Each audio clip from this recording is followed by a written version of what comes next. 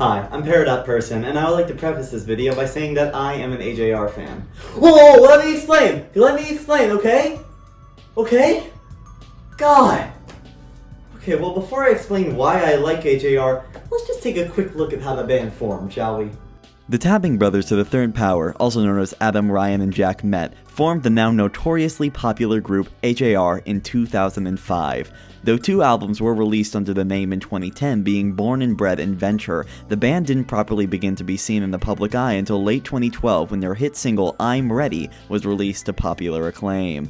Following the certified platinum single, the band released their debut LP Living Room in 2015, and people had opinions. For an album named Living Room, AJR's debut studio record very frequently sounds like it's dying. If we're dinosaurs from the Phanerozoic era, then this is a 6.5 kilometer wide asteroid. Fear and confusion is the only acceptable response to this album. I had a cartoon-type jaw drop when I heard thirsty. Phenomenal in every way. This is the mayonnaise of music. This would trigger the beginning of a culture-wide hatred towards the band, and no matter how many people would stand with the band release after release, the brothers were bashed mercilessly by haters.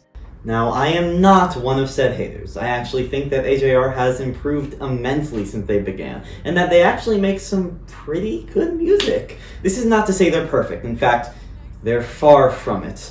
But now that their newest album, The Maybe Man, has released, I think that it is an appropriate time to take a look back through their discography to see where they came from and where they are now. Briefly, let me cover which albums I'll be ranking. I will be going over AJR's 5 studio LPs released between 2015 and 2023, as well as songs exclusive to some EPs they've released, and any non-lost media tracks released by the band before Living Room. The brothers have chosen to take down most of their earlier work for reasons you will shortly understand, but many songs from their EPs and even one of their full 2010 albums, Born and Bred, are still available to listen if you look hard enough. Also, if supporting small creators means as much to you as it does to my knife, then be sure to subscribe if you want to see more huge videos like this. I spend a lot of time making things like this, and just hitting that one button really gives me the motivation to keep on making them. So with all that said and done, let's get started.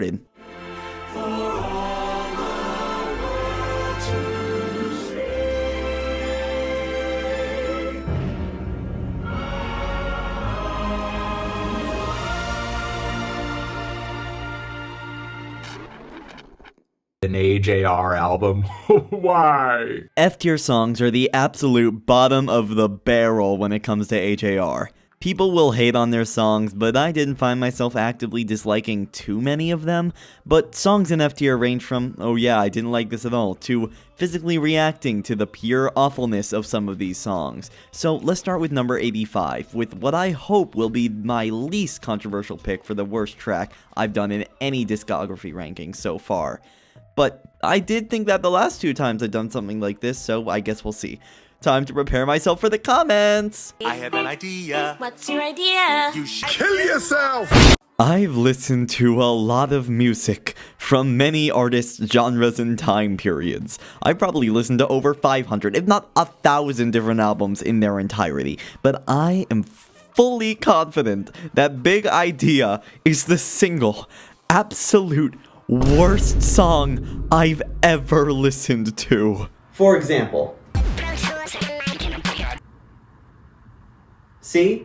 The chorus itself is probably the most aggressively atrocious part, with the disgustingly overproduced and heavy-hitting beat which plays behind disturbingly shifted voice samples of Ryan saying Pro Tools and a mic and a big idea. The worst part is that unlike some other AJR songs with crappy choruses, you can't escape the black hole of complete ass that is this song. Throughout the lyrics, this awful channel-shifting, vibrating sort of sound which attacks your ears as you try to digest what is being force-fed to you by the brothers.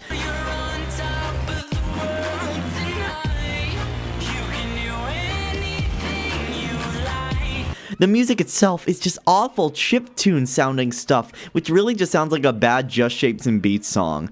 Not only that, but the lyrics, which the awful instrumental goes along with, is just bad. It talks about how the brothers struggled to get to fame as basically kids trying to get into the industry, saying how they only had some Pro Tools, a microphone, and a big idea about how to reach success. But oh my god, this is such an ass way to get that message through, as it makes them sound like they were these amazingly popular people telling us that we can do anything we like. But I can't take it seriously because of how awful the song giving this message is. Like, you expect me to believe that if you could do anything you want, this is what you would make? This? I've got a big idea, and it's that this song should never have been released! Okay, let's move on. Our first Born and Bred song. I must say, it was actually pretty hard to pick which one of these was the worst, but I landed on Country House. Ryan sings about an old beaten up house and the life he led when he, or whatever character we're seeing the perspective of in the song, lived in said house, but it's so laughably bad that I can't take it seriously. Similarly to the rest of Born and Bred, the instrumental is just so bad, consisting of only an acoustic guitar, a piano, and some fake-ass violins and drums. As bad as it is though, the single worst part here is the lyricism. This song contains such beautiful pieces of art, such as, Mark said he'd kill himself if his kids grew up to be like that. Saw those Mexicans again, smoking and laughing and peeing on my house. And 40 years later, I started a business selling small trinkets to Spain.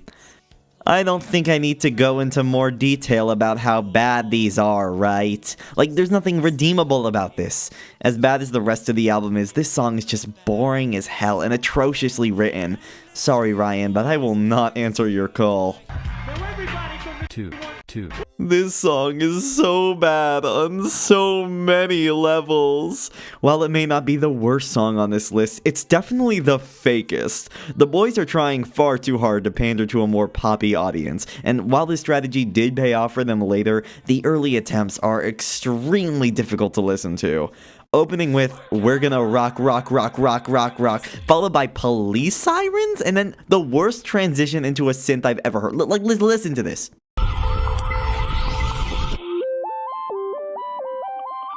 Then the boys do this weird little three-part harmony saying AJR, along with some quirked up white boy laughing, which leads into the first verse. Oh my dear God, this is not good. I think I physically recoiled when it came on for the first time because 1, the audio quality sucks, and 2, the lyrics themselves are just bottom of the barrel, even for AJR. The whole song is just a traumatic experience waiting to happen, and the only reason this isn't the worst song on the list is because the prior two put me in a slight bit more physical discomfort than this one. However, I will give the song this. I do like the cadence of Ryan's vocals in the chorus. It's fun, and it doesn't put me in a state of fight or flight, but that's about it. There's more of Baby Jack's vocals in this, and I will say that that man has a hidden talent. He better keep it hidden. Moving on. Is that piano I hear? I'm gonna be completely blunt. The only reason this isn't lower on the list is because it has a kick-ass piano intro, completely uninterrupted. The remainder of the song features Baby Jack singing to some like Jungle Book sounding stuff. I don't even know what to think of it. It's really fake and clearly MIDI and just sounds super amateur. In all fairness, the whole of Born and Bred sounds like that, but this track especially. It's not horribly offensive or anything, but it's extremely cringy to listen to. The lyricism, as usual, isn't anything special. Also, this song has, like, nothing to do with the mentioned piano in your pocket. Hell, there's not even a piano in this song after the intro. Also, Ryan's backing vocals on this one do not work for me at all. This is it, the moment you've all been waiting for! Thirsty is the go-to worst AJR song for most people. So why have I only put this as the 5th worst? Well, before I explain what redeeming quality this song has, let's go over why it's so hated. I think the immediate thing that pulls off most viewers is the abrasive thirsty, thirsty, thirsty in the beginning, followed by the most atrocious auto-tuned yodeling I've ever heard. I mean, literally, why is there yodeling? There's zero reason for its existence. That's like if I were to make this video suddenly about my axolotl obsession. Anyway, on an unrelated note. Hi, I'm Peridot Person. The yodeling appears way too often, as it's the main feature during the chorus, but also if you didn't think that the auto-tuning was bad enough, the bridge of this song features a much worse version of the yodeling. Yay! Yay! On top of this, the rest of the lyrics just talk about being thirsty, I guess? Especially during the chorus when you can hear Jack scream, "We're so thirsty!" Now, if we dig a little deeper into this song, you can find some weird stuff. For instance, the music video for this song opens with about 10 seconds of uninterrupted audio and video of a baby breastfeeding. I wish I was joking. The rest of the music video is either just the boys in a field singing or various clips of people drinking stuff. It's such a bad song, but I will say, if you completely turn your brain off, it's possible to enjoy this song. But that's the only reason it's not at the bottom. It can be enjoyable if you look past every single bad part of the song.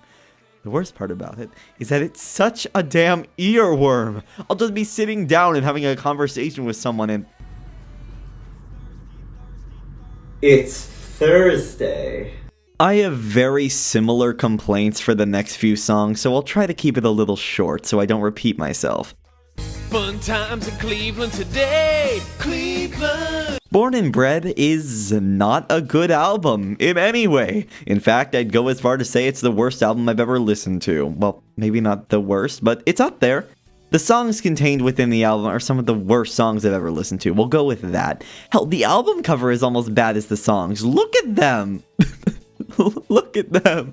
Adventure is worse, look at this! It's so funny! Chelsea Streets is, I think, about a place the three used to go to and had to leave, but it'll be waiting for them if they ever want to come back. It's very early AJR, and you can tell. The issue with ranking Born and Bred is that they all sound extremely similar, and I dislike them almost all equally. They're all pretty poor quality and have extremely cringy vocals and just aren't good. There's nothing to talk about. I'll just try to go fast through these, okay? But he's gay. This song is about what would happen if Michael Jackson came out as gay and got a lot of backlash from his audience for it. I'm not kidding, that's all you need to know about this song. Love, you are love. The title is accurate, and it's blatantly obvious that this is their first love song. I saw that this song was 5 minutes long and thought, Oh, maybe this won't be that bad. And let me tell her one more time. I'm not your typical boy, but you aren't so typical yourself. Why is this song 5 minutes long? That is 6 minutes too long, my friend. It's just so basic, so cringy, and impossible to listen to. God, this album sucks. Nothing in my way? This song is in my way to living a peaceful life just because knowing this song exists upsets me. Similarly to the last few songs, it's just trash lyricism, awful instrumentals, terrible vocals, Baby Jack. Everything I dislike the most about AJR is in this album. Well, not everything, as somehow Big Idea exists, but still pretty damn bad. Let's move to something that isn't from Born and Bred, shall we? This song is probably the most Born and Bred sounding off of Living Room, and that is not even a bit of a good thing. First of all, this is once again a 5-minute long song. It tries to sound dramatic and it kind of works, but it ultimately fails in that regard. Oddly enough though, the lyrics aren't my biggest problem with this song. In fact, they are inspired by a poem written by someone who isn't Adam, Jack, or Ryan, so that's probably why they aren't that bad. My biggest gripe with this track is that it's just boring as hell. Like I said earlier, this song is 5 minutes long. Now, I have nothing against long songs. I mean, I enjoy the likes of Beach Life and Death, so don't even try. The issue with The Green and the Town is that they just don't fill that runtime with anything interesting or of note. The chorus is alright, but ultimately it's just a pretty boring song which wears a mask of dramatic orchestral music. Also, this song is shoved right in between Big Idea and another song called The World is a Marble Heart, which I will get to later, and those three make for one of the worst groups of songs in any album I've ever heard. Anyway, back to Baby Jack. Yay! If it were me. I like the piano riff at the start. Everything afterwards I hate with a passion. It's just more awful MIDI sounding stuff, and my god, do they put the mid in MIDI. Also, more Baby Jack, yippee. Trust me when I say you don't want me to keep talking about Born and Bred songs, so let's just keep going, shall we? The Infinity EP was essentially a stepping stone between Born and Bred and Living Room. But it's not awful as a whole, but my god, 3 AM slipped and fell off of that stepping stone right into a river of diarrhea. It's just so boring. Ryan is singing about how he likes this girl and is scared that she won't like him back, and that's the whole song. Now listen, I'm Airways and I can still enjoy love songs, but I just don't enjoy this one. It's just quiet vocals over a guitar with some whistling, and there's just really nothing to take from this song. It's extremely basic, and it really just ruins the whole vibe that Infinity had going for it. And that is a very low bar. It's still not a great EP as a whole, but it was at least looking in the direction the band would go in the future. Baby, you're so classic. More Born and Bred, yippee! This brings back the quirky white boy laughing and the boy singing the band name in harmony from 212, which is not a good thing. I won't say too much about Classic as it's basically the same thing as the rest of Born and Bred, but I will give it one thing, and it's that it's the best sounding out of the rest of the album. Does that make sense? Out of all the awful songs from the album, it's still awful, but it's the least awful. Just a little less awful than the rest, okay? Jesse! This is it. The absolute worst lyricism in AJR history. Nothing can beat this. It's just so damn bad I can't begin to comprehend it. I can't begin to comprehend this. The song is about how Jack doesn't smoke grass, also known as weed, and the song is just a weird back and forth of him looking down on those who do or saying, hey, it's okay, you do you. He says stuff like he doesn't smoke because he likes to play, which kind of sounds like if you do smoke drugs, you can't play. I mean, I know tons of artists who did drugs to come up with songs. Well, hell, Rivers Cuomo did. I'm sure that name won't come up again on this list. Anywho, the main reason that this song isn't way lower in this list is because it just doesn't sound awful. If you completely ignore the lyrics, I could begin to understand how someone out there could like this song. But even just glancing at the lyrics in this one shows how weak it really is. That is mahogany. I have no idea what to think of this song. It goes over a breakup calling the world a cruel place, or in this case, a marble heart, but then the song goes crazy. The chorus has this really out-of-place choir vocal saying my oh my, and whatever genre the group is trying to go for on this track just doesn't work whatsoever. I mean, after having to sit through Thirsty and Woody Allen, how can you take this album seriously? They try really hard on this track, I will give them that, but it just doesn't work for me at all. Man, this is such a nothing song! It's Ryan singing about his struggles and wanting to call his dad and go home, and it's a really sweet song, don't get me wrong. Their dad is extremely important to them, and it is tragic what happened to them, and it makes this song a lot harder to listen to than it did before. However, from an objective level, I really don't like this track.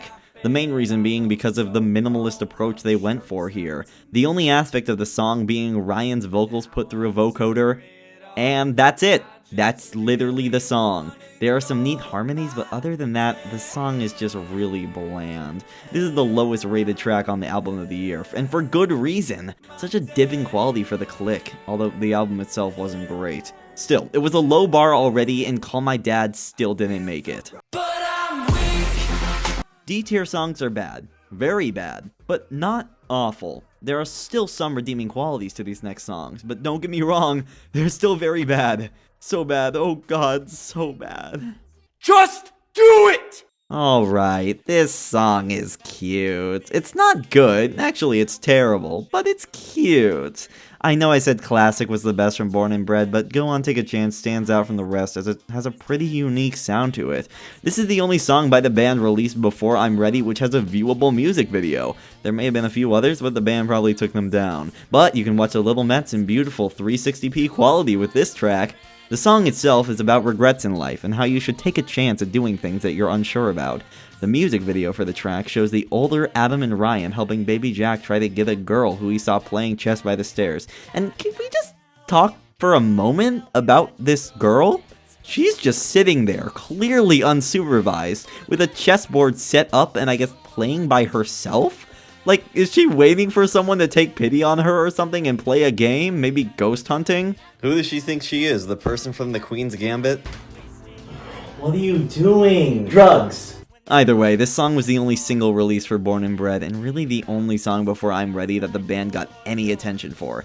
It was mildly successful, and I can see why. It kind of gives a Disney Channel vibe, and admittedly, it's fun. It's still fairly cringy, and the ending where the way Jack gets the girl is by tap dancing with his brothers was stupid. But just stupid enough to get it out of the F tier, but only by the skin of its teeth.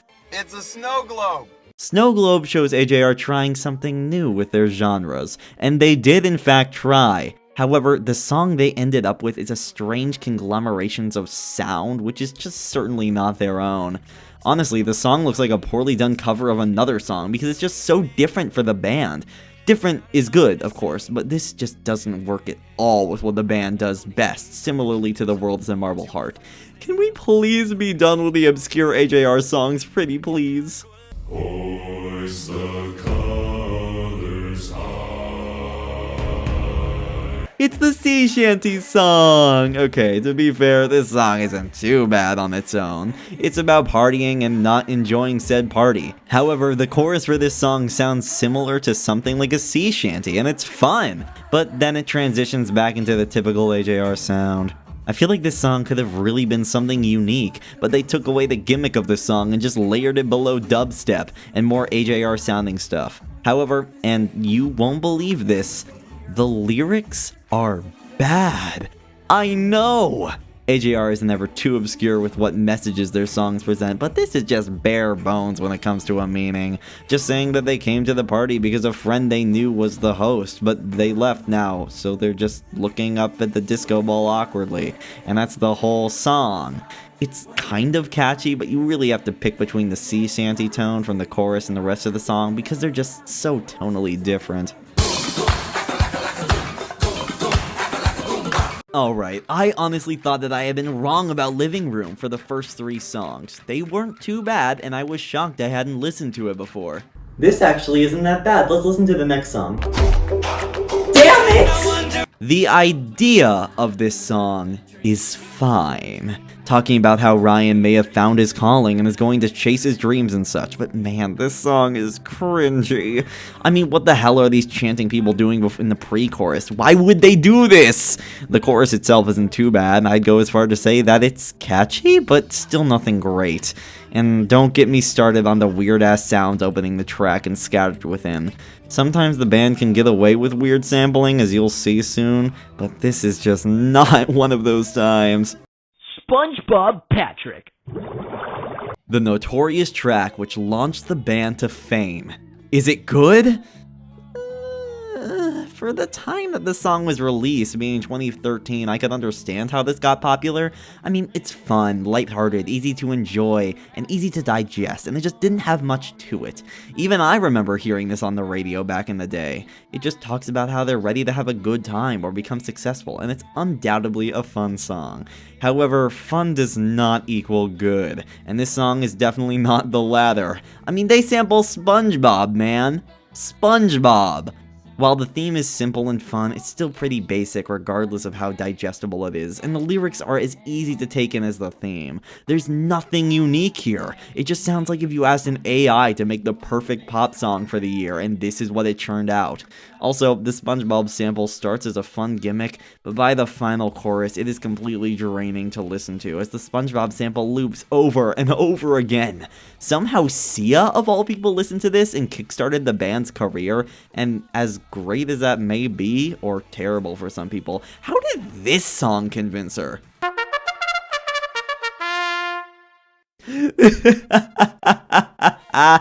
There is absolutely no way this song exists. I cannot believe that it's real. It's too funny. They sampled the damn horse race jingle thing. I mean, how dumb is that? They tried to make it flow well into a regular AJR sounding track, but it is just so out of place that it's impossible. The majority of the song is fine, just typical early sounding AJR, but then whenever the horse race sample starts playing, it's just impossible not to laugh at how cheesy it is. As for the rest of the song, it's just nothing interesting at all. Just talking about how the games are beginning and the boys are going to win. It's so basic, and the horse race jingle is the only interesting aspect of the song.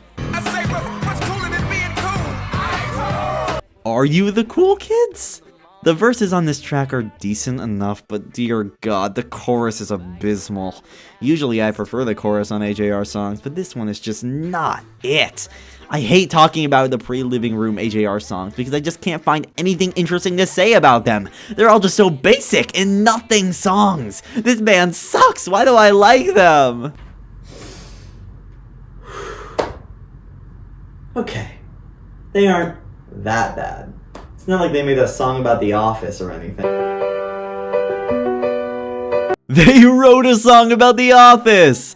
This song is really funny to me and most people, but the band said that this song is supposed to be funny and sad. As in, you laugh at first, but then you really think about the song and get sad about it.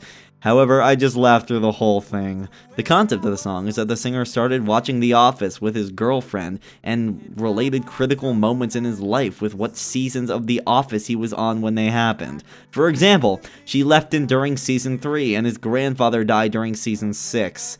It tries to be deep and thought-provoking, but it's just ridiculous throughout. I mean, how am I supposed to take a song seriously when the line, "Now I'm on a Netflix trip on my phone," is supposed to be really emotional in the climax? Sorry, brothers, but this one just doesn't work for me. Bob's Bob-O-Pedic.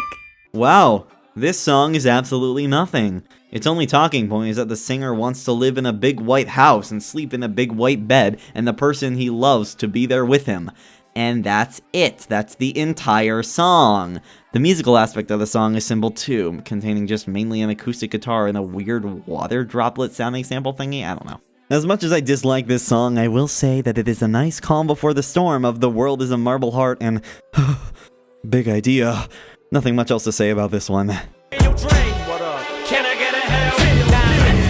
Oh, my god. This song is bad.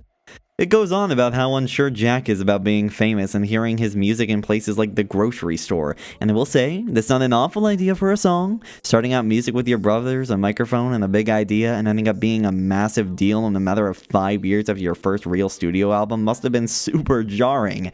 And I think writing a song about this could have been great, and he does in the future. And keyword here being could. What the song actually sounds like is Jack saying the whole song could have been paid for by Beats by Dre, and that they could become huge sellouts. Come on, man, are you serious? At this point, the whole song could have been paid for by them, because that's basically the whole song. It takes a good concept and really ruins what could have been a good song, and this is a pretty common thing for the AJR brothers to do. It's rather unfortunate, because Neo Theater is a pretty good album up to this point. F is for friends who do stuff together. Hey, Adam sings in this one. I don't have anything else to say about this song, it's just mid as hell. Moving on. What do you mean? This incorporates a lot more sound like Living Room than Born and Bred, but not by much. It starts incorporating more samples and pad-based sounds. The lyrics are fairly basic though, so it does show the first steps of the band going towards what they want to sound like, but overall this is still a pretty bare-bone track, and I just don't have anything to say about these early tracks, so let's just keep going. Again, let's keep moving on. Monday already?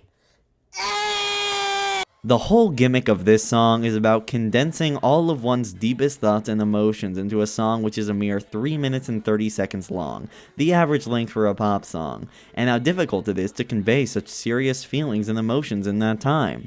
To push this point feeling, the song's runtime is, you won't believe this, 3 minutes and 30 seconds. I'll give the boys this, they can be fairly clever with how they work their themes into their songs. My biggest issue with this track though is that it's not too fun to listen to. I don't really like the sound of this track because it really seems like they're trying too hard to make it sound unique. There are plenty of AJR songs which are objectively bad, but can be a fun listen, such as the likes of I'm Ready and especially some of the Born and Bred tracks. The theme itself just sometimes strays away from the idea of compressing thoughts into a song and more like the 3 minute and 30 second restriction that they gave themselves. For example, this song is another great AJR lyric in I thought I had the ADHD, but that's a real thing, I'm just lazy. Also, they name drop Ed Sheeran in this song, and You know what? Forget I ever said the boys were clever about this song. It sucks. Are you not entertained? alright, this is kind of a similar case to Beats in 330, but I actually like the message of this one. It goes on about how when Jack is left to his own thoughts, they eventually devolve into extremely existential concepts. This is actually a good example of the band's relatability, and they just go over lots of things that most people experience, which aren't just the basic love songs most artists sing. Then he continues by saying that everything is fine when the entertainment, most likely referring to the internet and phones, are around, saying that he doesn't need to use his brain. The idea of the song is that we as a society use quick boosts of content and entertainment like Twitter, X, Instagram, and nowadays TikTok to distract ourselves from the objectively bleak condition of the world. Sounds like a pretty powerful song, right? Well, I don't like it. The chorus is really repetitive, and I know they're going for the kind of stimulation that the internet provides, but it's just really jarring and kind of hard to listen to. That's probably the point, and I know exactly what they were going for on this track, and it mostly works, but I just don't personally care for the end result. Why are you so dramatic? Why? Why? Hey, can I have some awful dubstep? Only a spoonful. This song is just obnoxious. I get what they were going for on this track with their friends having grown up to care about drama and things going on between others and stuff on the internet, but I just don't like this one. Jack singing in the chorus is especially bad. It's loud and his falsetto bits are just not there. Also, the loud-ass dubstep going on throughout the whole song isn't very good. Its bridge is also pretty bad lyrically, but instrumentally, it's not too bad. Aside from the dubstep on the chorus, I actually like the sound of this song a lot. I do enjoy the little samples. So at the end of the day, this track is a pretty mixed bag, but ultimately, just kind of mid. Pretty sure I fell in the hole. What hole? Oh my god! Our first track from the Maybe Man. I really don't care for this one, as it just goes over what seemingly makes Jack's mental health better, but really only puts a bandage over it in the form of a hole in the bottom of his brain. It's a repetitive song talking about partying, making money, and getting famous, all things what AJR has talked about time and time again. Luckily, this is the only one of these songs on the Maybe Man. Every chorus in this track just adds on to what helps fill Jack's hole. In the bottom of his brain. Come on, you dirty-minded people. I really can't stay. Baby, it's cold outside. Yet another fairly mid track from I'm Ready. There's not really a reason why this one is so high, but something about it tickles my brain specifically, so I guess this one is just me being biased. Although, that's really what opinions are anyway. They can't perform this one anymore. Alongside the song itself being fairly mid, the idea that a band with over 10 million monthly listeners calling themselves not famous is kind of silly.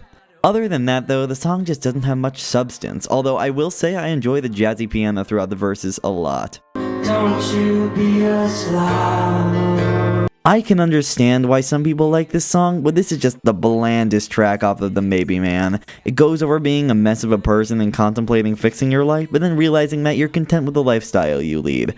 It's not an awful concept, but my god, I dislike the chorus on this one.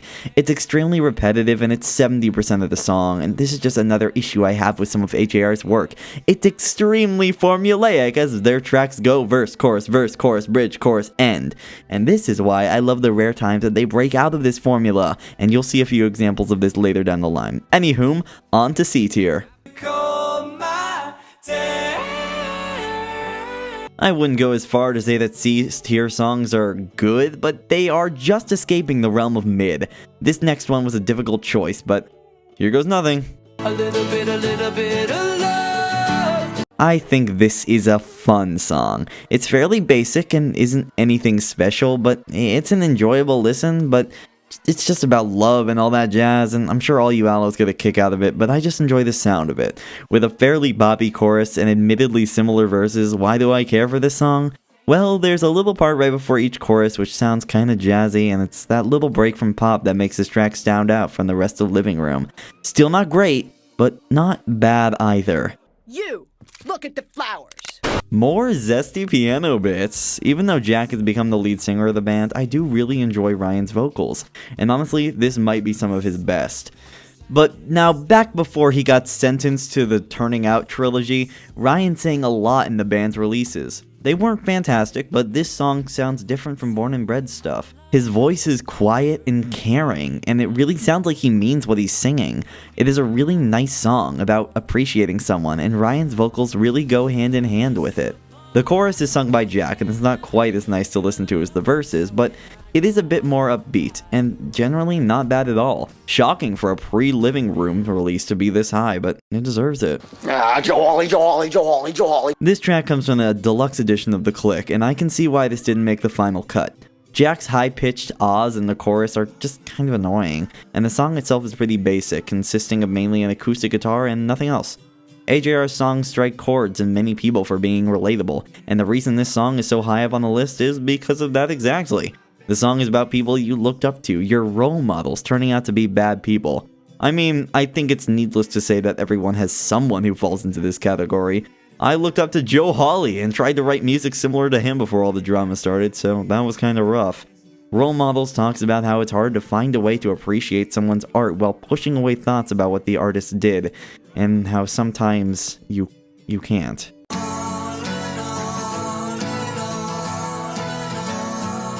The first real song in AJR's discography if you exclude the deleted albums, and it's fine. I don't know if it's a fantastic opener or anything, but I mean the line, "My mom told me to pick the best and you are it," says a lot about the song as a whole. But it's a fun song similar to Living on Love. The chorus is upbeat and fun and there's nothing atrociously bad about it. Why is it so high up, you might ask? I don't know, just tickle something in my brain.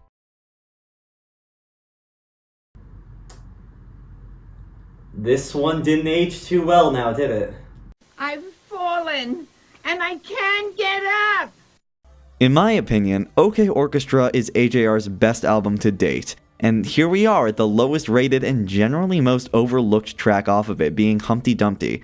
Honestly, if it weren't for OK Overture, I would have completely forgotten this song existed. I think there's a good reason for this, as it does have a strange placement in the album, sitting right between The Ordinary-ish People and The World's Smallest Violin, two extremely popular songs. The song in question touches on someone who is nervous about what people will think of them, and the parallel to Humpty Dumpty says that if he fell in front of a crowd, he would just smile through it and only scream when he was alone. It's not a terrible song, but it's just a fairly forgettable song.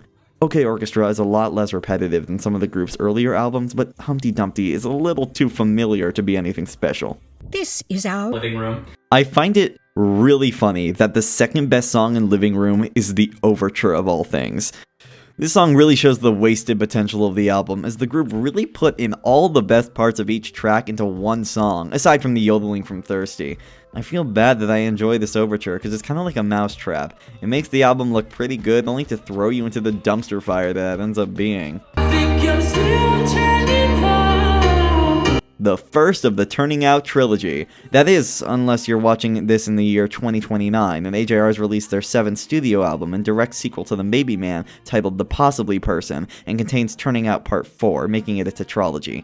Now, back to the song. And damn, this is a love song I can get around. I mean, the lyric, "Am I ready for love or maybe just a best friend? Yes please." This is not to say that the song is perfect, as it still contains the lyric, "I grew up on Disney, this don't feel like Disney." Also, as everyone and their mother has pointed out about this song, you shouldn't have the climax be you screaming, "I'm a little kid," over and over again. The music video for this one is cute, but the space physics are just not there.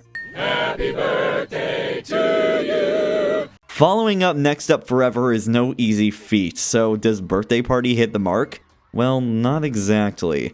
This song is told from the perspective of a newborn looking at the world around them and thinking how great their life will be. Only issue, that kid has absolutely no idea what's coming for them. Lyrics like, "I bet our parents will always stay in love," and "I bet we'll see a female president" are pretty on the nose though, and they could have made it a little less obvious what the song's about. Overall though, it's not too heinous. I really like the bridge on this one. Crazy? I was crazy once. Allow me to preface this placement by saying I don't like the chorus at all. In fact, this song is pretty weak lyrically, to the surprise of absolutely no one. Forgetting about the lyrics for a moment, I really like the theme of this track. Jack feels like he has specific fears and feelings what makes him crazier than most people, but when someone tells him that they share those feelings, it makes him feel better about himself. Something AJR gets praised for is singing about themes which aren't as common in the commercial pop music scene, i.e. love songs and, more love songs. They talk about issues which are far more universal with their listeners, such as growing up and personal issues. And I feel like this is a good example of this, as I think most people have had a feeling or opinion about something which has made them feel like they were the only one who had it.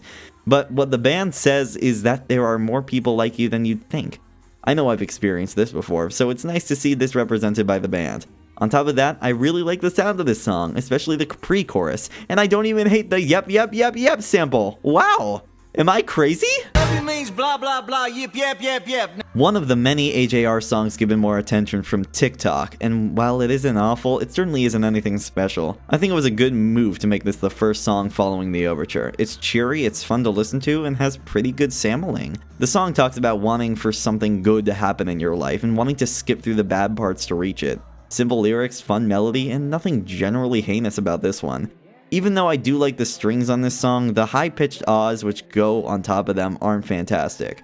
Overall though, this song is pretty good. These are our I wasn't too sure if I should include the overtures in this ranking, but other than the one from Living Room, they both add something more to the album. In the case of the Clicks overture, it introduces the ongoing motif of should I go for more clicks this year, or should I follow the click in my ear, which goes throughout the album. It's a nice overture, and it is much more appealing to listen to than the one from Living Room. The big difference between the two is that the band really learned how to naturally shift between song motifs and blend it all together, whereas in Living Room's overture, it all sounds bunched together weirdly. So, great job AJR, still not a great album though.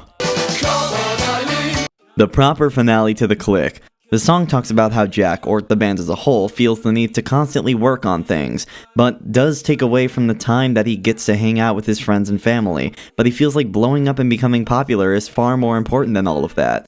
This all circles back to the theme throughout the album of should I go for more clicks this year or follow the click in my ear, having to decide between fame and success and truly living your life with those who are important to you. Overall, this is a pretty great closing track, and even though the album as a whole isn't too great, at least they ended it on a high note. Grab your torch and pitchforks. Alright, well this sounds like something much later in AJR's discography than what we see in the rest of Living Room. Overall, the album is pretty ass, but the band is just starting to figure out what they want to do, and this song actually works really well in their favor. The idea is that the group knows that they're going to be haters and people who think their music is terrible, such as reviewers from Pitchfork. So they bravely say that they know they're coming, but they're gonna keep on playing anyway, because they're passionate about what they do and they don't care what people think. They think it's gonna be like a tough fight and that they won't give up. It also talks about one specific person who dislikes them, but I'm not too sure what that's about. Either way, this was honestly a nice oasis in the desert, as it's right in the middle of the album.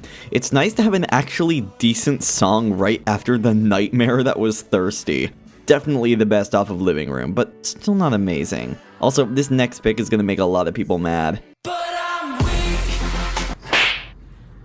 Yeah. So this is kind of a hot take, but I'm just not that big of a fan of Weak. I'll explain. First of all, I really like the verses. I think the cadence is good and I like the production. It's actually the chorus I have gripes with. The falsetto notes Jack hits in this sounds cool for a bit, but really just end up sounding whiny and annoying. I can completely understand why this song got popular, as it is really produced to be an easily digestible pop song, so there's that too. But the God, the bridge on this song is abysmal. It's just cut up bits of Jack singing poorly glued together with false concepts of creativity. It also has a pretty basic key change at the end, which I guess is cool. I'm dissing this song a lot, but I'm getting pretty nitpicky at this point. It's not an awful song, and it covers the idea of not being ashamed of weakness pretty well, but I don't think it's the heaven-sent pop song that a few people think it is. Huh? This is a bummer, man. That's a bummer. I think Bummerland is pretty underrated, and more importantly, overhated. For a COVID song, I think it holds up pretty well, going over how once you reach your all-time low, you have nowhere to go but up. And while this isn't always true, it shows how even in times of desperation, it can still be good to have a positive outlook on life. I think its placement in the album is good as well, being right after the OK Overture. It has similarities to the likes of The Click and Neo Theater, while also emphasizing how much the band has grown since then, and how this new album will be its own thing. Might I also add that the chorus is catchy as hell, because it is.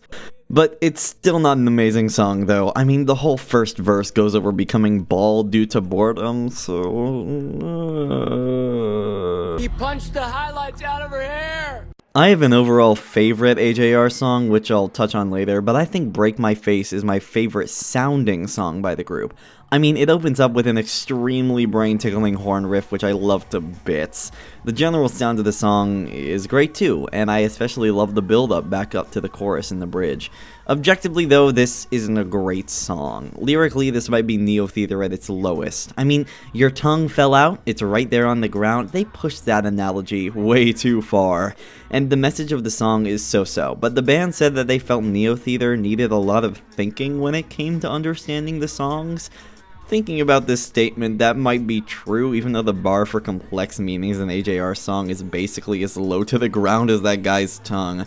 Either way, they just wanted to write a basic song, and they sure did, while also managing to give it a pretty fire beat. The world's smallest pee-pee-poo really needs some whipped cream, dude. This is probably the most popular AJR song right now due to the fact that it's like a TikTok sound or whatever. Is it worthy of those 100 million streams? I guess? I mean, it's a fun song, it's a fine song, and we can all agree on that. But is it a good song? In my opinion, it's fine. It talks about having little problems and feeling bad about getting upset over them because of the far more serious issues facing the world right now. I mean, it's an upbeat song with some darkish lyrics and it's a fun listen. However, I think that's all it is. A fun listen.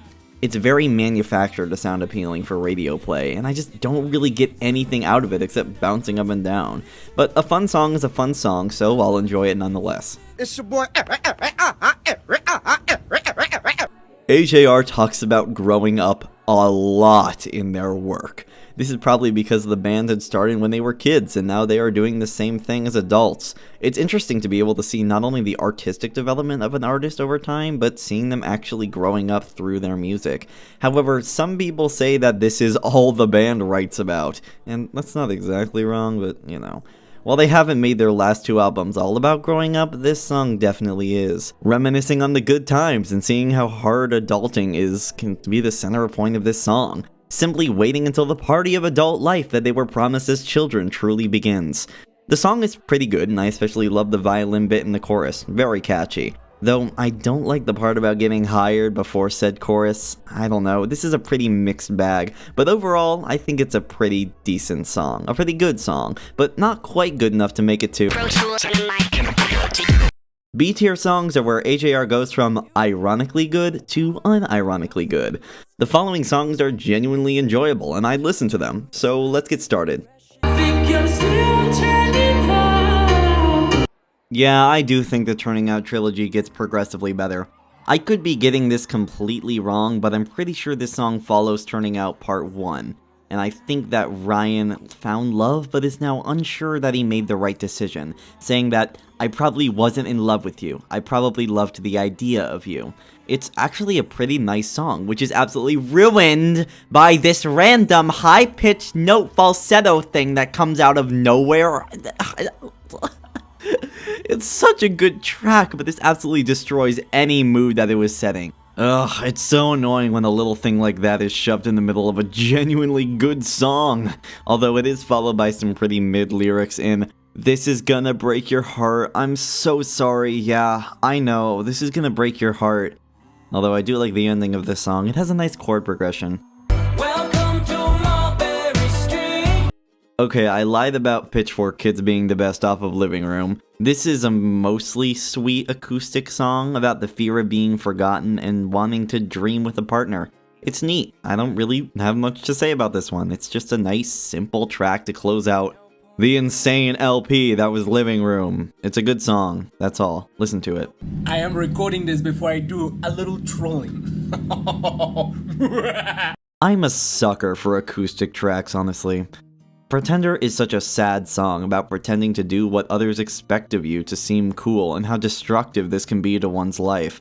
Talking about only doing drugs because someone wants them to. The character in this song is leading a fairly difficult life even though he's popular, saying that he has problems but has become really good at keeping them hidden. It's actually a pretty serious song and seems out of place for AJR, especially for a track off the Click of all things. And it's actually an acoustic version of a song they collaborated with someone else to make, so it's not technically all theirs, but they wrote and sang most of the original, and it's on the Click Deluxe, so I'll just count it anyway. Either way, the result of the acoustic version consisting of Jack's voice with some backing, an acoustic guitar, and a trumpet during the chorus makes for a jarringly serious and emotionally fueled song about what being in the limelight does to a person. Great addition to the Clicks Deluxe edition. Goodbye! Alright, this was the craziest collaboration that absolutely no one expected. The Blue Man Group? I mean, what? They really add to this song, as the bridge is one of the wildest and funnest parts of the entire album. Their signature use of PVC pipes as instruments somehow manages to work really well here in a way which no one could have anticipated. Okay, now to the song itself. It opens with one of the hardest horn solos I've heard in my whole life. Like, holy shit, it's so good. I found myself rewinding the song just to hear it over and over again. But other than that, the song really just is typically paced AJR lyrics which go over the idea of normalcy in society, suggesting that when you get famous, people pay more attention to the things you do, with the chorus saying, "When you're nobody, nobody minds." This leads into the title of the song, saying how Jack is saying goodbye to being one of the ordinary-ish people who live outside of the limelight, and suggesting that the last time he had fun was when he was a nobody. It's honestly a banger of a song with a pretty nice message, but I will say the lyricism isn't quite there. The second verse has 4 lines and doesn't get a chance to breathe before the C of the chorus hits again. I feel like they could have tried a bit more here, but still good regardless. Inertia.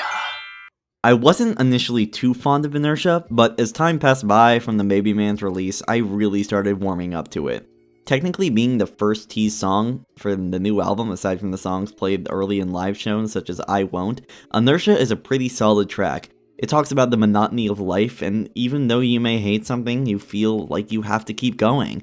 The song was specifically written about a friend of the band who has worked at a bank for 20 years, hates it, but doesn't quit his job. The title of the song, Inertia, relates to the first law of motion, stating that an object in motion will remain in motion until an outside force stops it. It's a pretty good analogy for being stuck in a life you hate, but it makes me wonder if Jack is writing the song about their friend or himself. He's basically locked into making pop songs with their signature style, only being able to make minor variations, and it makes me wonder if he wishes that he could make something bigger. Though realistically this isn't the case. Still a banger of a song though, and the instrumental during the final chorus goes extremely hard.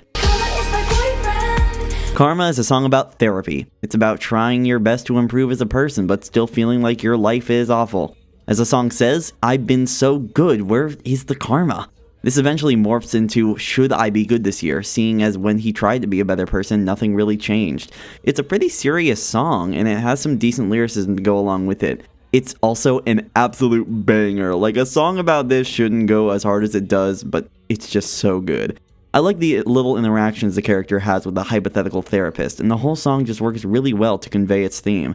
Pretty decent song, but it's more fun than anything else, as the lyrics can be on the nose more than they can be deep. Thanks, Obama.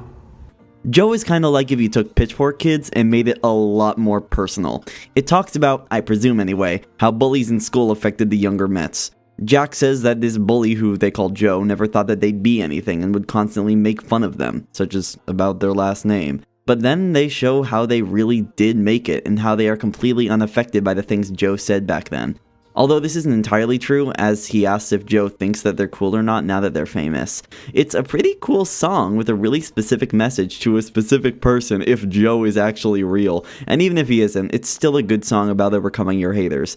There's also a beatbox break at the song in the start and the end, and I'm not entirely sure what that has to do with the themes on the track, and I'm pretty sure it's just there to sound cool. But it does sound cool, so good job! You are not depressed. Stop saying that. Another huge hit for the band. Way Less Sad got a lot of radio play with its fun and seemingly lighthearted lyrics, but the song covers a pretty serious topic. The world sucks a lot, and the song goes over how some of the little annoyances in life can make it a lot worse, and it explains how we all want to feel better. However, instead of Jack saying that he's doing great, he explains that people usually don't mean it when they say that they're okay, and that he feels the same. He wraps this concept up in a nice little bow, and he says that he's not happy yet, but he's way less sad. Nothing can really take away from the terrible things happening in the world, but you can work to get a lot less sad mentally. On top of that, it's a really fun track and the piano riff is fantastic. The lyricism in this one isn't great though, even though it does bring back the "I'm not dead yet, so I guess I'll be alright" from OK Overture. I mean, the chorus has the line, "I tried counting sheep, but the sheep all died." I couldn't give a song with a line like that an A tier, I'm sorry. No, don't touch me there. With what is essentially the overture of the album, Through, the Maybe Man continues with Touchy-Feely Fool. It talks about feeling things heavily and wishing sometimes that he didn't have to care so much about what happens to him or others. As the bridge says, I'm better off a stick, I'm better off a stone. And this is also referenced in the opening lines for Maybe Man. The meaning is pretty solid, but I think the biggest thing of note here is the polishing that went into the classic AJR sound. It's extremely professional and really sets the tone for how high quality this whole album will be. Even though I do prefer OK Orchestra over this album, the boys clearly put a lot more work into how their new release sounded. All that said, the AJR sound is still the AJR sound, and even if it is improved, it still sounds formulaic in this track, and that's kinda disappointing. Banger of a bridge though. I get a lot of comments which yell at me for putting good songs in B tier, but I think I need to stress that songs in B tier are pretty fire. Bang is one of those cases. It's not my favorite, but it is a banger.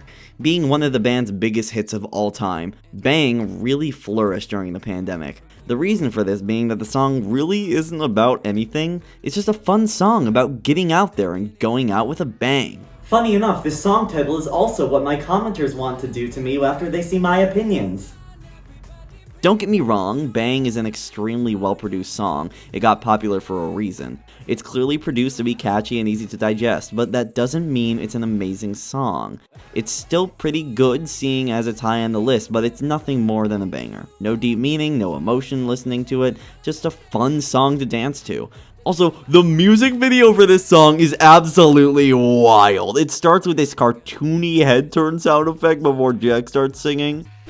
Then everyone wears animal masks, and then they predicted COVID? Like, I'm not even kidding. This was uploaded in February of 2020. That's crazy. Also, everyone gets fully naked at one part. So, that's interesting. So that's a choice. Go to bed, go to bed, baby, go to bed. 3 O'Clock Things is a song about, well, the things you think about at 3 o'clock. Basically just a list of shower thoughts which get increasingly depressing as the song goes on. In every ranking I do, there's at least one song that might not be objectively great, but I let my personal preference overtake that. This is probably one of those cases because the lyrics aren't great in this one. It feels like very surface level lyricism and a childlike approach towards handling adult issues. The whole verse basically explains how the Electoral College works, and then makes a Hamilton reference. The bridge is pretty good, and I will say with the line, "If you're fucking racist, don't come to my show." They put it bluntly, and it's pretty brave of them to just make a statement like that. Not a great line, but the bridge instrumental is pretty fire. The whole sound of the track is pretty good, but something about it just tickles my brain enough to put it in 21st. So, onto the top 20. This is our OK Orchestra.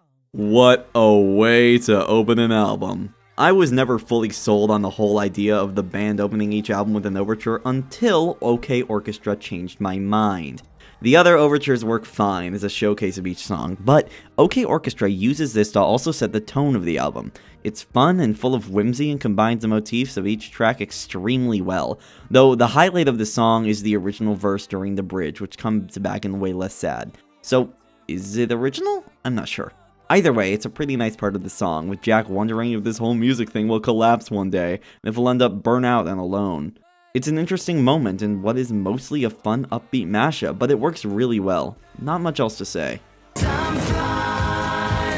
AJR is very good at ending albums, and 2085 is a good example of that. Not the best example, I'll stress, but pretty good.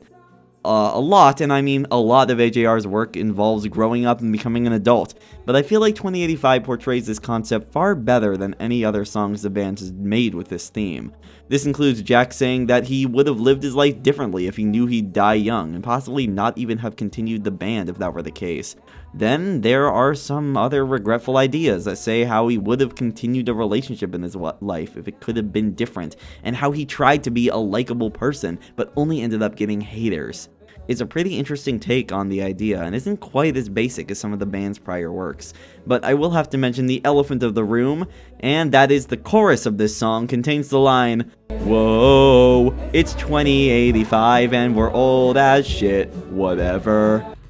Come on! You guys were so close to writing a really emotional and heartfelt song about death and looking back in the past and have regrets, but then you throw in that line? I just don't understand why they would do that. I mean, no one could say that's a good line with a straight face. Other than that, though, the rest of the song is actually really good. Around halfway through the track, it switches keys to a familiar tone mirroring the opener of the album. This is where the album really comes full circle, with it opening with Jack unsure about who he is, and the end saying that if the person he is now is truly him, then he'll try his best to live his best life. The song ends with the exact same note as the Maybe Man starts with, so the album as a whole could be looped pretty cleanly, which is a nice touch. Overall, it's a pretty good finale, but not the best they've made in the last few years. The flagship single for the group's 5th LP, I Won't, was initially played early at live shows while they toured for OK Orchestra, and was eventually released on its own. With the weight of an introduction to a new sound for a whole new LP on its back, I Won't luckily is pretty good. Being a sort of screw you, I'm gonna be me type of song, the chorus just states, put your hands up, cause I won't. Raise a glass up, cause I won't, and etc. The song opens with a laughing sample, which I just found out was actually sung by Ryan Metz. I mean, listen to that. Would you actually expect this guy to have made that come out of his mouth? The music video for this one is actually pretty well made. It keeps a stable camera perspective while the boys' clothes and instruments change along with the background. It's really creative and, oh my god, it's a big shoe! Okay, what does A stand for? Arson. AJR really is one of those bands where you can hear one of their songs and think, oh hey, I'm familiar with this, who is this by? And then every song you've ever heard of is by them. Burn the House Down is one of those songs which I didn't think was made by AJR until I started working on this video, and turns out it is. Similarly to I Won't, this song was originally played during the band's tour promoting The Click, and would eventually be released as a single and subsequently released as part of The Click's deluxe edition. The song is about taking down powerful companies and political figures? I think that's what they're going for here. This song was originally written for a movie Sticking It to the Man, so they wrote about American politics and how the new generation has the ability to make a real change to the system. Pretty powerful for a song written by AJR. As interesting as the theme may be, the song itself is actually really damn good. The trumpet riff in the track goes extremely hard, and the entire instrumental in the chorus is top tier AJR.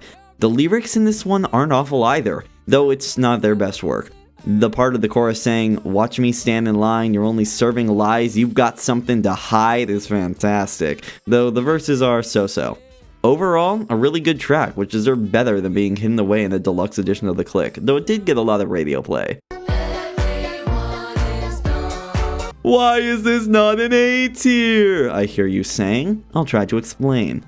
First of all, this song took them over a year to make, which is pretty impressive. Now, spending lots of time on a single song isn't unheard of. I mean, Will Wood had some of his songs, which would eventually be released on the normal album, years, and even half a decade before their proper recording.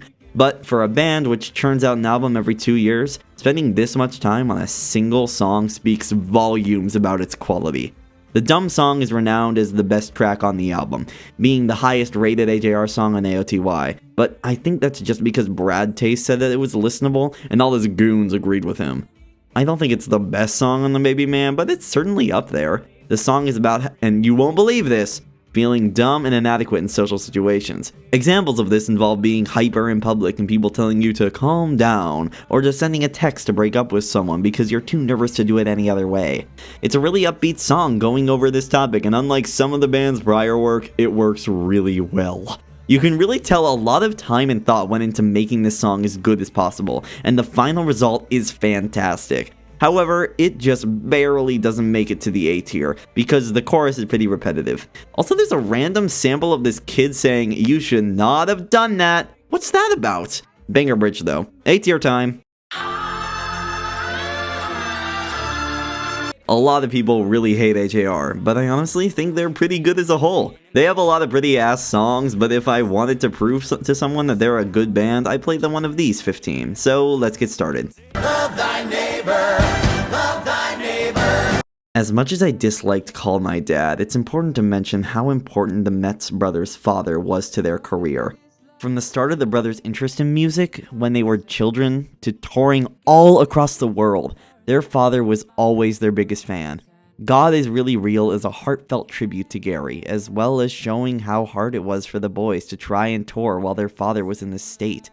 The song says that God is really real if you need him to pray for someone's recovery, and the boys ask over and over again throughout the song for their father to just get out of bed. Mere days after the song was released, their father died. It's an extremely sad track with nothing but Jack's vocals, a guitar, and some orchestral backing music. Its placement in the album right before 2085 is perfect, and it's a brilliant song. I don't really have anything to joke about here because of the subject matter, but I think that it's a lovely track, and that even the most adamant AJR haters should be able to appreciate this song for what it is.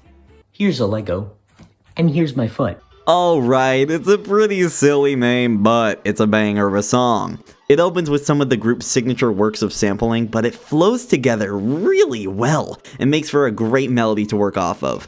Yet again, this song is about growing up. What? A trope which some critics say the band looks into far too often, but this is one of the best ones. It talks about moving away from home when going to college or just to live on your own and how hard it can be. Worries such as forgetting your new address or simply losing the people who defended you throughout your childhood are prevalent and genuine things to fear. This all culminates in the chorus of Jack asking his parents not to throw out his Legos when he moves out, just in case he can't stand being a grown man and wants to come back home. While it's true that the themes of growing up in adulthood are commonly touched on in the band's work, this song seems like a far more genuine rendition of that than some others. While some tracks may seem like a version of adulting that a child would imagine, such as a lyric in Bang saying, "Now I'm gonna puke cause my taxes are due, does my password begin with a 1 or a 2? However, this song really feels like a genuine feeling the boys had when they were leaving their childhood home, and you can see that emotion in this song. On top of all that, my god, this track is a banger! The instrumental break after each chorus alone is enough to warrant a listen. Alexander and the Terrible, Horrible, No Good, Very Bad Day. 100 Bad Days is the epitome of what an AJR song sounds like. It's in 4/4 time signature and it has pretty formulaic verses. But if this is formulaic, then this is the formula. This is like what they are aspiring to with the formula. The brothers relate to their audience by giving examples of bad days such as breaking a bone or two, performing a show and no one coming, and a breakup. They then reflect on these days and try to make the best of them with the chorus line, 100 bad days make 100 good stories. 100 good stories make me interesting at parties. Is this the best line? Hell no. It's even kind of a mouthful. But the point is that this takes something bad and allows the audience to see it in a new light. You had a bad day? Well, I'm sure that people would love to hear about it, and someday you'll be able to laugh about it too. Layer that onto a kick-ass instrumental, and there you have it, the perfect AJR song. Well, I shouldn't go as far to say that it's the perfect AJR song, as most of the songs higher up on this list break that exact formula, but it's certainly a good strategy to make a catchy and popular song. You can see this formula working here, as this song got in the top 10 hits of 2019's alt-rock charts in the US, even though it was released in January of that year. Also, this song's simple concept turned into a good thing is what got the boys out of a tricky spit of writer's block after the Clicks tour concluded, so good for them. Who's up for a little high adventure?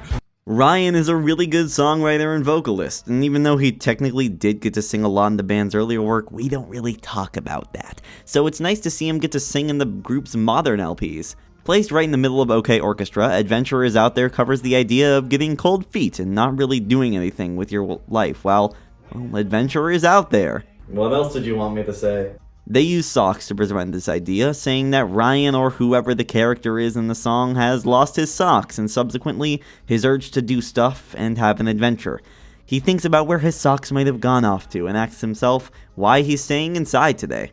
Eventually, he gets a new pair of socks and his motivation to explore and decides to see the world. It's a fun, quick, upbeat track with a lighthearted ending and a whole load of fun. No real deep meaning here, it's just really enjoyable to listen to. Proper British dishes, part 35. Pretzels on fucking fire. I discovered that people either love or hate this song, and I'm firmly on the former. Now before you go commenting, "Why is Steve's going to London this high, you buffoon, you idiot, you absolute nitwit," just give me a second to explain myself, okay? The song may seem like it's a basic AJR song for a while, with Jack singing basic lyrics alongside a strange chorus of random stuff. Steve's going to London, damn Pete in the pool, etc. However, once you reach the bridge, you discover what the song is actually about. Writer's block. Jack explains his process in songwriting, where he listens to other songs to become inspired to make something himself, but in doing so realizes that there are so many other good songs out there, why would anyone need another one? He tries to make relatable songs and tries to write clever lyrics relating to the things happening in the world, but it's no use. He can't figure out any catchy melodies or good lyrics, so he gives up and writes a song about absolutely nothing. Thus, Steve's Going to London. As the final chorus plays, Jack asks what the hell is going on, and I think that was all of our reactions when we first heard the chorus. On top of this layered meaning, the song is really fun to listen to. It's energetic, and the chorus has this really fun MIDI keyboard riff. The bridge is certainly a change of pace, but it still works really well for the song as a whole. So, great job, Jack. You didn't lose my attention. Why is no one talking about Normal? Normal is an extremely different sounding song from the rest of the group's discography. It starts with just a calming piano and Jack's vocals over it, and then it talks about how Jack has written super upbeat songs which everyone recognizes and dances along to, but he isn't sure if he wants this. He says that the likeness he's developed isn't the real him and that he's missing the point of life and his friends. He just wants to stay there, but he might not want to be normal anymore. I can't really explain why I like this one so much, as it genuinely sounds like a completely different band, but it is fantastic and an easily missable deep cut from the Click Deluxe, but please listen to this one, it's so good. This Disney DVD is enhanced with Disney's Fast Play. Alrighty, AJR may be famous for their album closers, but god damn, this is a banger of an opening track. It starts with this absolutely brilliant choral part, which sounds like it's right out of a black and white film. After that, you're thrown right into the movie soundtrack sounding instrumental with violent strings and an incredible drum loop. Next Up Forever talks about Jack's fears about gaining the fame he searched for so long after the success of I'm Ready and The Click. And it's honestly a fantastic way to open an album like Neo Theater. He also says stuff like how he wishes he was still a virgin, but that's not the point, let's ignore that one. This is also where the famous line, "I'm kinda scared to drop this album, let's push it back another week" comes from, which is exactly what the band did for the Maybe Man.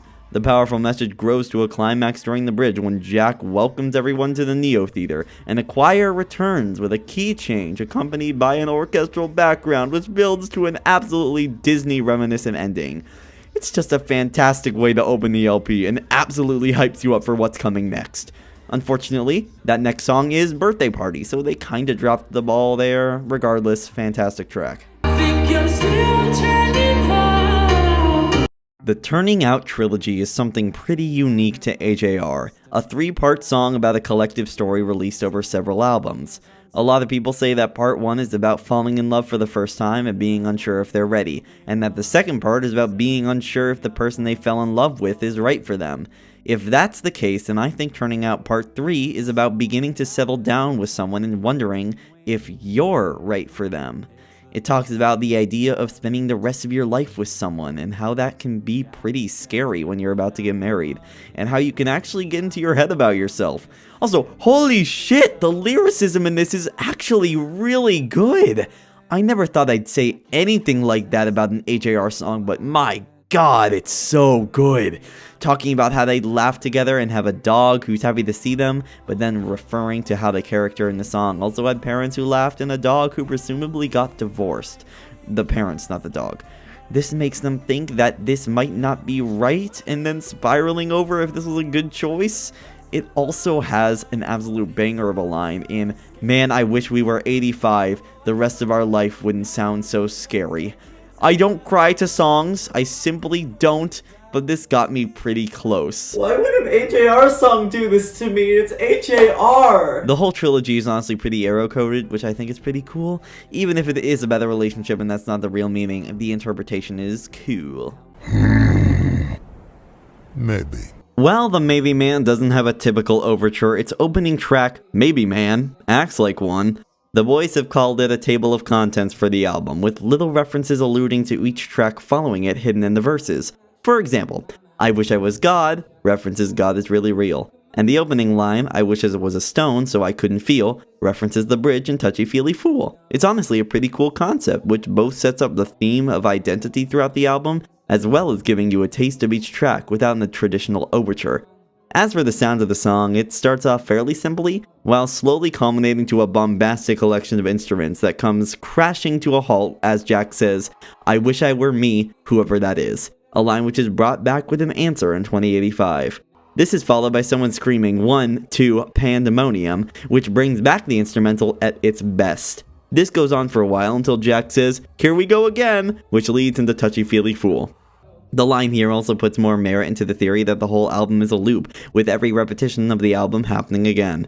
This is easily my favorite opener of any AJR album, as well as being the best part of the LP as a whole. It kinda sounds harsh to say that it only goes down here from here for the album, but the rest is still pretty good, just not as good as this. That's right, there's no song from the Maybe Man in S tier! I've seen a lot of people saying that it's their best release yet, but I don't think that's true, and I'll explain that later. But first, we have one more song before we get into S tier, so let's talk about that. Do you want to play with my balls? My Play covers a child trying to grapple with his parents going through a divorce and still wanting things to be the way they were. The way this is shown is through a kid trying to put on a play for his parents and remembering all the good times that his parents had while watching his plays together. However, he begins to think that they might have been faking their enjoyment and begins to spiral, just wanting to show his parents his play together. He gets to a point where he says he doesn't want to perform the new play twice and wants both of his parents there because it's not the same when he does it a second time.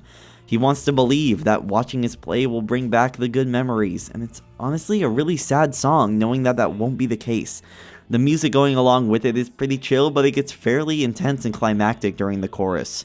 It's extremely well done, and I love it, but hearing Jack say really, really, really, really, really over and over again on several occasions is kind of annoying. Other than that though, it's a great song, but it just barely doesn't make the cut for S tier. Speaking of which, yes, I'm a mess with an S on my chest. The following tracks are my 5 favorite songs by the group, and are objectively fantastic. I don't care what any of you say, these songs are actually really fire, and do not deserve the hate. So let's get started.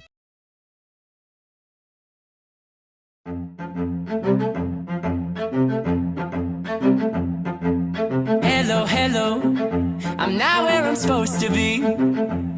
There's been a strange connection between all 3 of my full discography ranking videos. For Tally Hall, Rob Cantor released a cover of Weezer's Why Bother, and AJR both collaborated with Weezer to make all my favorite songs, as well as Rivers Cuomo doing the bridge on this song. Who knows, maybe my next ranking is hidden in this video somewhere. Back to the point. Rivers was a huge fan of Weak and wanted to collaborate with the band. So, to the AJR boys, they were also huge fans of Rivers' work. So they sent him over the demo for Sober Up, and Rivers was to write the bridge for. And so he did, and once the click released, Sober Up was a massive hit. The song opens up with some extremely recognizable strings leading into Jack's vocals, and it goes over drinking and forgetting all your problems, and specifically trying to forget the struggles of being an adult. AJR writing a song about being an adult? No way! It talks about saying goodbye to your old friends and feeling like that you have to drink to fit in with the cool guys. This leads into River's bridge, which says, "My favorite color is you, you're vibrating out of my frequency." This suggests that whoever the character portrayed in the song is, has someone that they care about, but their choices in life had led them to stray away from him. It's actually some pretty good lyrics, and of course these lyrics come from someone who isn't an AJR. But it's a really solid song overall, with a great backing track which was destined to be a hit. Luckily, it's actually a good song which got the attention it deserved.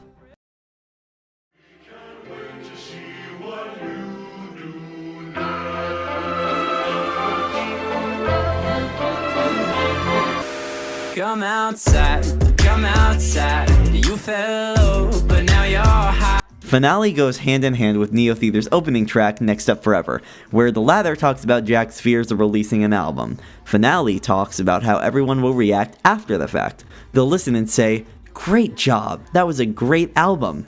Now what's next?" He's put all this effort into making this record only to be greeted with questions for when the next one comes out. It's kind of like when a show comes out and then there's a ton of articles giving all the quote-unquote news for when the next season releases. He's overwhelmed with everyone expecting something bigger and bigger for every release and is worried that he won't be able to meet the expectations. It ends with Jack lamenting about the situation and proudly stating that if this is my final album and I am forgotten, I hope I made you smile, that's all I ever wanted. And then the old-timey choir, which has been around in this song as well as Next Up Forever, congratulates Jack on his success, welcomes everyone once again to the Neo Theater, and excitedly states that they can't wait to see what he does next, alongside a flare of orchestral sound. The track ends with Jack saying, okay, possibly hinting at the next album, and the album closes. It has a fantastic ending song, which is extremely powerful, showing how the sudden fame the group has achieved has affected them mentally. It's certainly not always easy being a celebrity at a young age, and Jack attained his fame at an extremely early one, being just 17 when I'm Ready released and threw the band into the mainstream. If something like that happened to me right now, as I am 17 while recording this, then I'd lose my mind. I wouldn't be able to handle that. It's a similar song to how Bo Burnham ended his special Make Happy with the song Can't Handle This, with Bo stating that he can't handle fame. While it covers similar territory, AJR would come back with the next album after the typical 2-year break, so this song was kinda wrong in stating that this would be their final album, but still a powerful track overall about how difficult the limelight can be. Alright, top 3 time.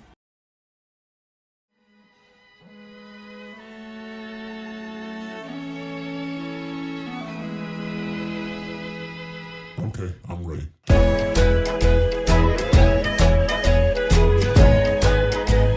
It's a little tricky to decide if I preferred Finale or Christmas in June as, well, a finale, but I ended up going with the latter.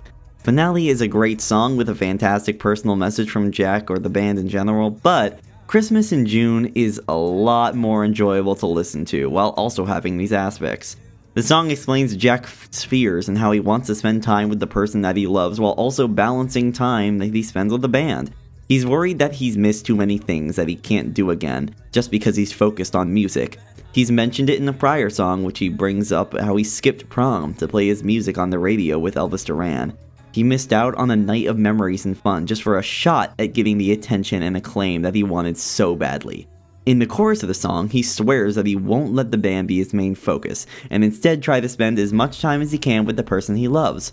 It's interesting to hear this from the band because a lot of artists will make their music career their whole life. And while it is still a massive part of their lives, it's not everything. Adam Met has a PhD in international human rights law and works at Columbia University. He'll still be touring with the band, but there's a whole other massive part of his life which has nothing to do with AJR. It's a really powerful message, made all the more truthful when you see what the boys do outside of making their songs. The ending is especially powerful when Jack realizes that if he releases the album we're listening to right now, he'll have to tour it, which means even less time he'll have to spend with the people he cares about. He concludes the song by asking if that they ever have a child, they can have him in June. Kinda brave to assume it's gonna be a boy, but alright. On top of that, the song sounds wonderful. It's a perfect mix of fanciful orchestral sound and the group's distinctly produced flavor of music. I do have one complaint about the song, and it's that the music video shows Jack doing everything he can to get to one of the band's shows, which completely goes against the whole idea of the song. That's a small thing though, and the song is still my favorite closing track from any of the group's releases. Although, there is a penultimate track which I really like, so let's investigate that. You on this earth, but shit, I gotta meet your mom first. Dear Winter, I hope you like this song. The last 2 songs on Neo Theater are actually fantastic. Like, damn, what a great way to close the album. Anyway, Dear Winter is a song Ryan wrote for his future child about everything he wants to do for him and with him. He wants him to love his name and love the song that he wrote for him all those years ago. He wants to be able to teach him how to curse and drink with him on his 21st birthday, but of course he'll have to ask his mom if that's okay first. But then the chorus shows him saying that he's trying to find the person who can be Winter's mother, and that it doesn't seem like he could ever find that person. He still holds out hope, though, saying that it will be worth it even when Winter says he's hovering over him and pretending that he's parenting him wrong, because he'll still love him and care about him more than anything in the world. And then he looks even further into the future with him, fearing what will happen after Winter moves away, and hopes that he doesn't go too far and that they can still talk. The song is extremely minimal in its production, only having Jack and some backing vocals and an acoustic guitar, and damn, I'm glad they did it. They did release a Dear Winter 2.0 with more instruments, but this version is easily my favorite. It's simple and really lets the lyrics hit you right in the feels. My single complaint with this song is why they didn't let Ryan sing it. It's about him and he wrote it, so why is Jack singing this? I'm not sure, but either way, it's pretty damn beautiful. Also, why does he assume it's a boy? I don't know. But this is probably the best AJR song in general. But this is my list, gosh darn it, and I'm putting my favorite song at the top. If you've been keeping track so far, you know what's next.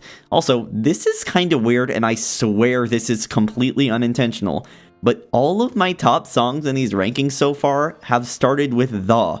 Tally Hall was The Trap, Weezer was The Good Life, and Lemon Demon was The Machine. Ironically, the name of this top song is almost The Trap. Oh well, here goes. The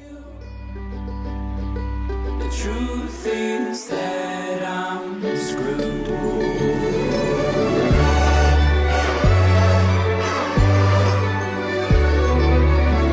The Trick is AJR at its absolute finest. The group preaches that they are what pop can sound like in the 21st century, but I think that this song is one of the few times they've really sounded like that. Don't get me wrong, their style is extremely unique and definitely something that couldn't have worked before now, but The Trick is taking every positive element from each aspect of their discography and combining it all together into a single beautiful piece. To start off, let's talk about the relatability which the group always tries to include in their tracks. The theme of this song is being a compulsive liar and pushing yourself into a corner where you've lied your way to a happy life, but having the weight of knowing the truth always on your back. Now, the character in this song isn't an adult, as they claim to be in 8th grade, but this is clearly a troubled kid. He understands that what he's doing isn't the right thing, and he knows that he's screwed if he keeps going down this path. But he hopes that he'll get out of this, along with the person he cares about most. I don't think everyone listening to this song has lied as much as this guy, but the idea of saying something untrue which you regret is something which everyone has experienced at one point. The lyrics which explain this concept do something pretty interesting too. When he's actively lying, the vocals Jack sings are shifted upwards to sound like an entirely different person. This is accurate, as what he says about himself makes him sound like a different, better person. During the chorus, however, we hear a bit of Jack's unchanged voice while he claims that he'll get out of the rut he's in, which shows him being more honest than usual. However, we still hear the high-pitched vocal showing that he's unsure if he's being honest or not, and when he says that he'll stop lying. It's not until the very end of the song when we hear Jack's regular vocals when the lyrics change to say that he loves the person in question. This is the only fully true statement that he makes, and it's just an incredible way to close the song. The instrumental on this track is also amazing, with the verses mainly consisting of just a ukulele followed by a burst of orchestral sounds while the chorus hits. It's just a brilliant combination of every aspect of the band, and while they may have flubbed it several times, like lots of times, in the past, this is a perfect use of all these elements. I know not everyone will agree with me on this, but this song is just simply so perfect, and it has a special place in my heart. Thank you for sticking with me through this crazy video. I know AJR isn't everyone's favorite band, and it isn't mine either, but I think it's a band with a very interesting discography which should be discussed. Ultimately, not everyone's gonna like AJR's work, and I completely understand why. But in all honesty, I do enjoy some of their songs, and I'd go as far to say that their last 2 releases were pretty good LPs. I got the Maybe Man on vinyl, for God's sake, but that's just my opinion. And I'd love to hear your thoughts in the comments below, but please, no more threats of putting me in an institution this time, okay? That one was pretty crazy.